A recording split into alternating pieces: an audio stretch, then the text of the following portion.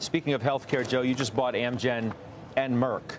And you did those personally. Remember, you don't buy things for the ETF or sell them until it's a rebalance time. So this is a personal move here, which says a lot in and of itself. Amgen and Merck, why? Well, you're mining for opportunities to add further exposure in what is a bull market, and you're looking within your portfolio and saying to yourself, where in fact can I add that exposure?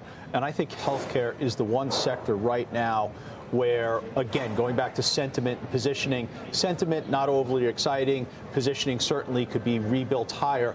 I also think that what we're witnessing in some of the consumer-oriented names like McDonald's, like Starbucks, like Home Depot, I think those investors are going to be moving into healthcare-oriented names, looking for a little bit of the bond proxy, which the bond proxy is back today, and also a little bit more of a defensive structure. Now, understand, healthcare overall was comping last year off very difficult numbers because of COVID.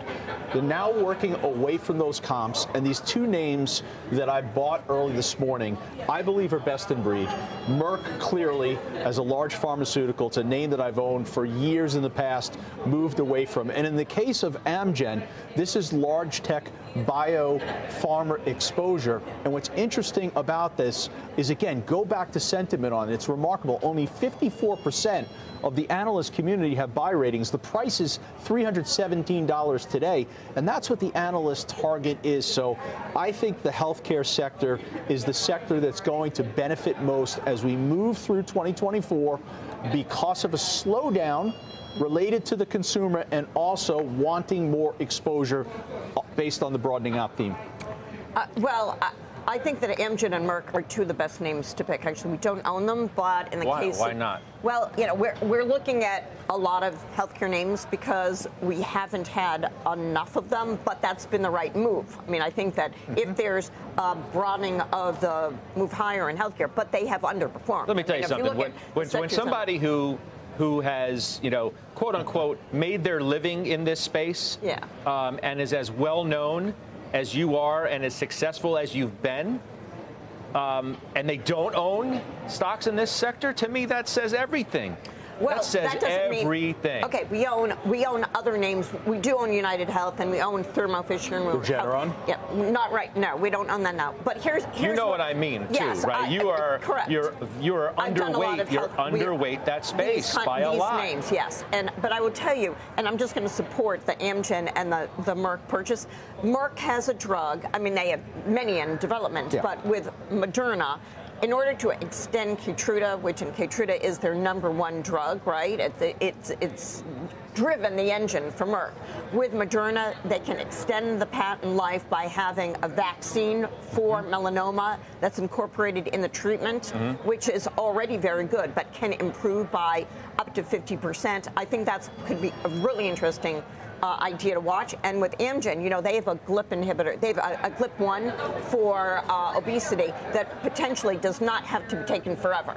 And, that could be, they've been very good early data. Yeah. And that could be a strong name. And Merck is only 13 times next year. I'd like to keep reminding people, because I don't take for granted and assume that everybody knows everything about what everybody on the committee has done.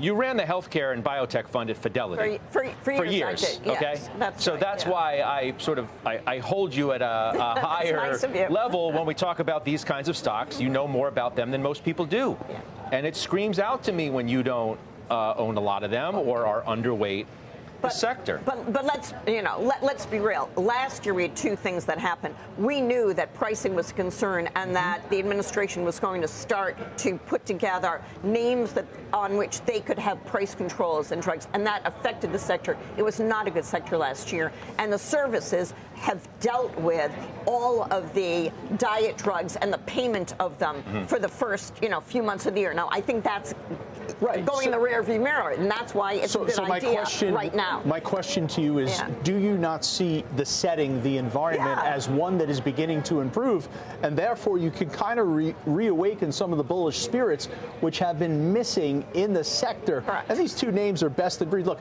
the ETF owns three other names which have performed really well: Regeneron, Intuitive Surgical, and Edwards Life Sciences. Three quality names in healthcare, but I just think you need more exposure, and I think the setting is right for those animal spirits to come back for the sector. Let's talk